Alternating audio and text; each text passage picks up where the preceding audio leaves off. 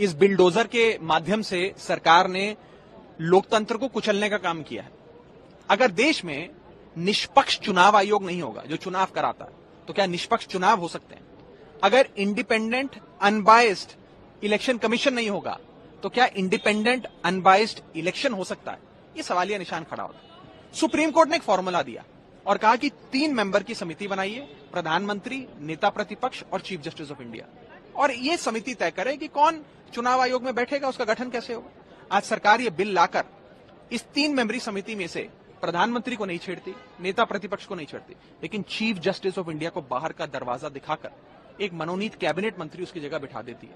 यानी कि अब इस 3 मेंबरी समिति में हमेशा 2 वोट सरकार के पास होंगे, प्रधानमंत्री का और कैबिनेट मंत्री का। नेता प्रतिपक्ष चाहे साथ जाए या उनके खिलाफ जाए, तो 2-1 से हमेशा बहुमत सरकार के पास है। यानी कि सरकार तय करेगी कि चुनाव आयोग में कौन बैठेगा। चुनाव आयोग की भूमिका आप सोचिए कितनी जरूरी है चुनावों में। किसका वोट बनेगा, किसका वोट कटेगा, चुनाव आयोग तय करता है। ईवीएम मशीन कहां कहां जाएगी, कैसे कैसे इस्तेमाल होगी, कैसे उसकी काउंटिंग होगी, उसका नियंत्रण, उसका संचालन, उसकी स्टोरेज चुनाव आयोग करता है।